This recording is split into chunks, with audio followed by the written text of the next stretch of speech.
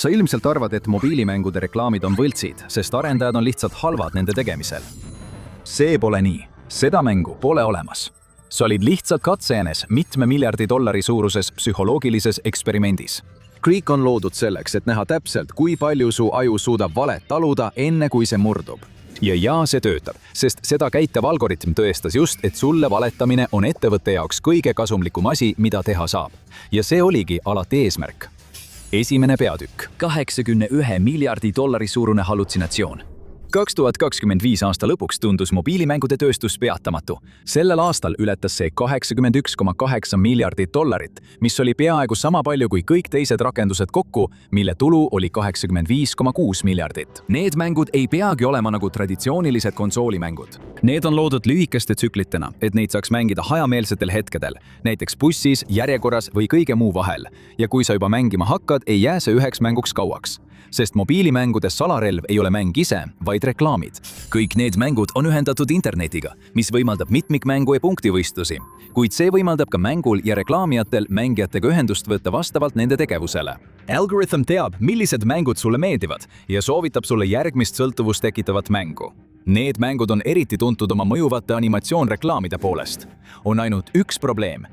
Neid mänge pole tegelikult olemas. Enamik neist mängudest on üksteisele väga sarnased, üles ehitatud lihtsatele, lõpututele pusletsüklitele, tavalised Candy Crushi poolt populaarseks tehtud 3 kaupa sobitamise formaadi erinevused. See on tavaliselt kombineeritud mingi võistlusliku elemendiga suuremas mängijate kogukonnas või maailma loomise elemendiga. Aga mis tavaliselt puudub, on reklaamitud tempokas ja tegevuspõhine mängimine.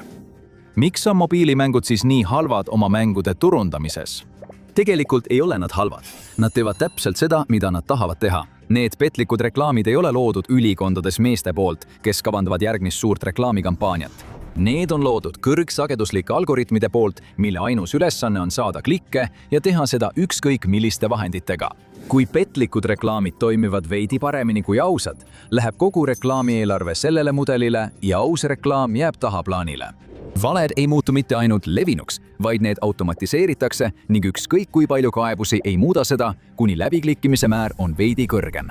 Masin mõistab meie instinkte natuke liiga hästi. Aga kuidas me sellesse punkti jõudsime? Teine peatükk, 99-sendine kalmistu. Mobiilimängud hakkasid populaarsust koguma 2000-ndate lõpus ja 2010-ndate alguses, kui nutitelefonid muutusid laialdaselt levinuks. Enne seda piirdus mobiilimängimine enamasti lihtsate sisseehitatud mängudega, nagu Snake. Aga kui rakenduse poed tulid, muutis see kõike. Inimesed said täismänge otse oma telefoni alla laadida, sageli sadade tasemetega, mis olid kohe mängimiseks valmis. Võrreldes konsoolimaailmaga olid need mängud üllatavalt taskukohased. Paljud ilmusid vaid 99 sendi eest, muutes need miljonitele kohe kättesaadavaks. Ja see kõik annab kokku suure tulemuse. Uus mängude ajastu oli tohutu hitt ja mõned mängud tõusid teistest esile. Cut the Rope käivitas füüsikal põhinevate mõistatusmängude ajastu.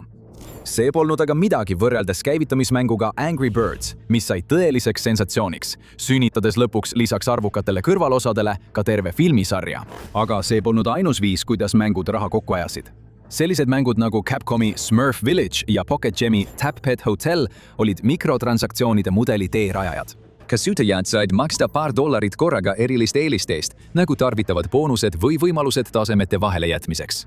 Varsti hakkasid need sõltuvust tekitavad mängud teenima rakenduse siseste ostudega palju rohkem raha kui algse mängu ostuga.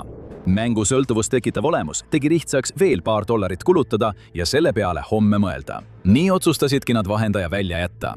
Angry Birds 2 ja Cut the Rope 2 üllatasid kõiki, kui teatasid, et mäng ise on tasuta mängitav. Aga kui miski on tasuta, tähendab see tavaliselt, et sina oled toode. Mängu jaoks on kõige väärtuslikum kaup see, kui sind mängu sisse saada ja sind raha kulutama meelitada. Focus nihkus healt mängudisainilt sellele, et hoida inimesi mängus, et nad tooksid pidevalt tulu.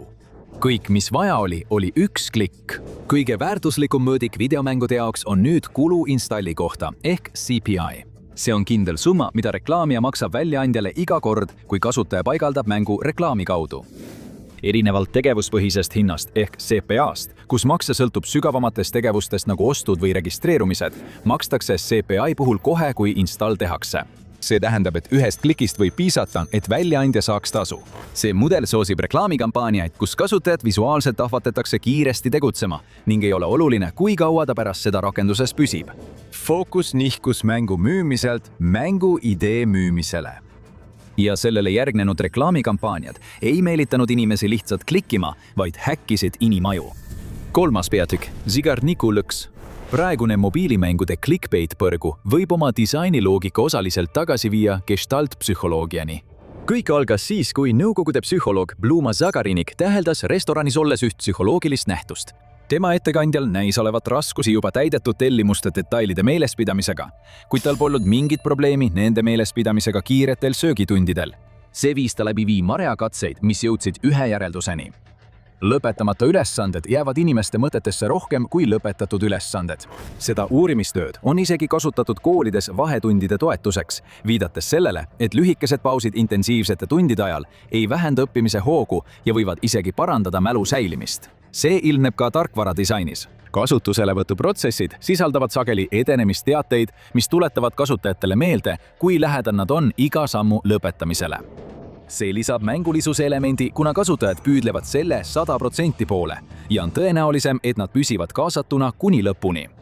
Kuid nagu enamiku asjade puhul saab seda kasutada nii heaks kui ka halvaks.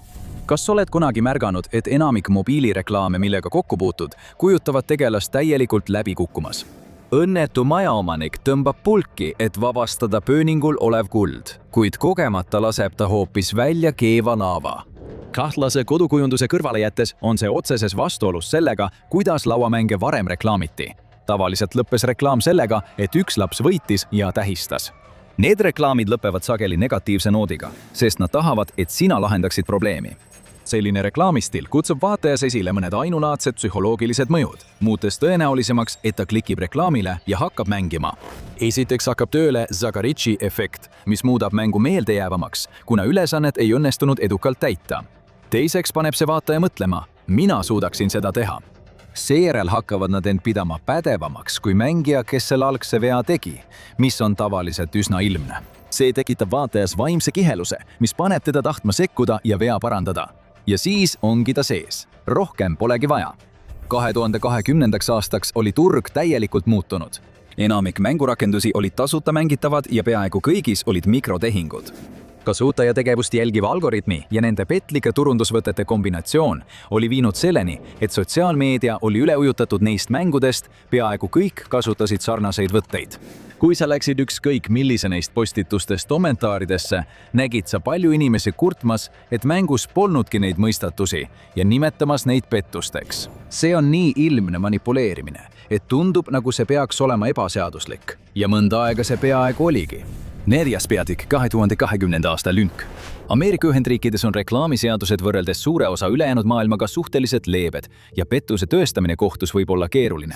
Äga mobiilimängud tegutsevad globaalsel turul ning oluline kohtuotsus välismaal võib ikkagi sundida ettevõtteid oma tegevust muutma. Ühendkuningriigi reklaamistandardite amet ehk ASA vastutab reklaamide järelevalve eest ühel maailma suurimal turul. Amet on eriti range, kui tegemist on lastele suunatud eksitava reklaamiga.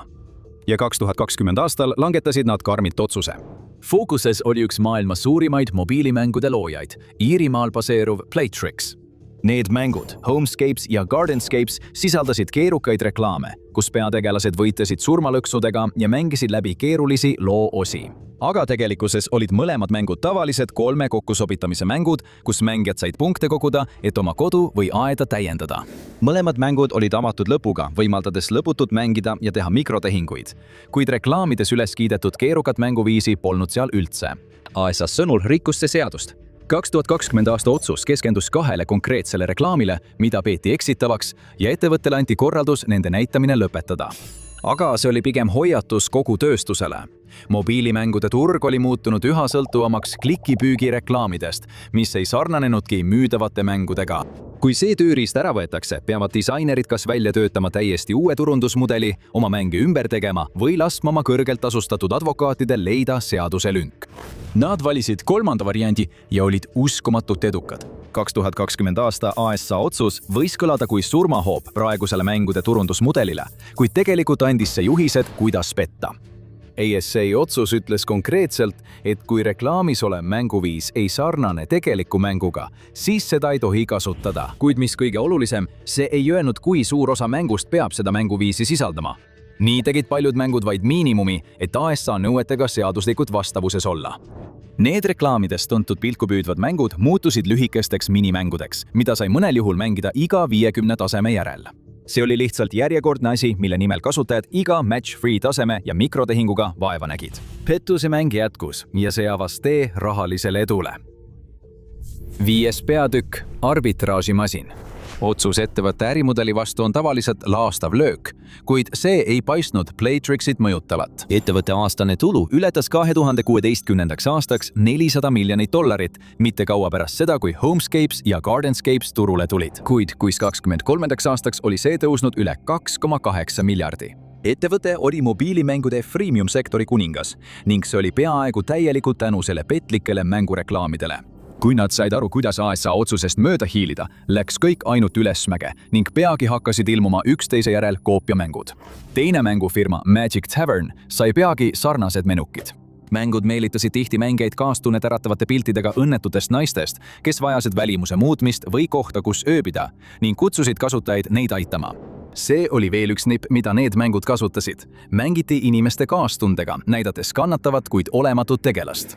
Hoolimata kasutajate pahameelest, kes tundsid, et nendega mängitakse, töötas see mudel. Kõik taandus ühele numbrile. Tere tulemast kasutajahanke arbitraaži karmide arvutuste maailma. Siin tuleb mängu installi hind. Eesmärk on saada kliendilt rohkem tulu, kui tema hankimine maksab. Kuna üksiku kliendi pealt saadav tulu on väga ettearvamatu, eriti tasuta mängude puhul, peavad ettevõtted looma kiire ja odava kasutajahanke protsessi. See on tekitanud klikimagnetitest reklaamide võidujooksu, mis tekitavad vaatajates kiireloomulisuse tunde. Ja see toimis. Praegust mobiilimängude reklaamimudelit on nimetatud eksitavaks, isegi lausa petturlikuks, kuid ebaõnnestunuks seda nimetada ei saa. Lõhe praeguse tasuta mängitavate mängude laine vahel, mis kasutavad klikimagnetitest reklaame, ja väljakujunenud rolli- ning mõistatusmängude vahel, mis näitavad ausalt oma mängukäiku, on ainult kasvanud. Viimastel on kasutaja kohta umbkaudne CPI $5–10, lootuses hoida neid pikaajaliselt mängus ja jätkata nende investeeringuid. Aga 3 järjestamise mängudel, nagu Homescapes, on palju kõrgem CPI, mis maksab tavaliselt kliendi kohta $2–5. See on alles nende mängu toomise hind. Need mängud maadlevad väga kehva mängijate püsimajäämise määraga, kuid see ei pruugi isegi oluline olla. Mobiilimängutööstuse räpane väike saladus on see, et nad ei püüa sulle tegelikult mängu müüa. Nad müüvad sind oma reklaamijatele. Enamik inimesi ühendub nende mängudega mingi ühise võrgu kaudu, kõige sagedamini oma Google'i või Facebooki kontoga. Ja see tähendab, et kui sa oma esimesse mängu sisse logid, on ettevõttel sinu andmed olemas ning nemad ja nende reklaamipartnerid hoolitsevad selle eest, et saaksid veel palju sarnaseid reklaame, mis püüavad sind samade trikkidega uude keerisesse meelitada. Aga tavaliselt see ei tööta. Valdav enamus inimesi, kes ühe neist mängudest alla laadib, lahkub kiiresti, kui nad saavad aru, et see ei vasta ootustele. Inimesed saavad aru, et see on vale, aga matemaatika töötab ikka edasi. Kuidas? 6. peatükk – Vaalajaht. Kui vaadata enamikku selliste petlike reklaamide kohta käivaid statistikaid, võib järeldada, et need tegelikult toimivad väga halvasti. Mobiilimängude kasutajate püsimajäämise määr on väga madal. Kuni 75% uutest mängijatest kustutab rakenduse 24 tunni jooksul. Seda nimetatakse kasutajate lahkumiseks. Protsess, kus inimesed proovivad uut mängu ja loobuvad sellest kiiresti. Aga siin on näitajad palju halvemad kui tasuliste mängude või täpse mängukogemusega reklaamitud mängude puhul. Kui mõnel teisel reklaamikampaanial oleks 75% läbikukkumise määr, visatakse kohe kõrvale. Aga tegelikult ei ole see üldse läbikukkumise määr. 2020 aastal läks Tumblris viraalseks postitus, kus pangatöötaja kirjeldas, kuidas tema meeskond sai vihase kõne kliendilt.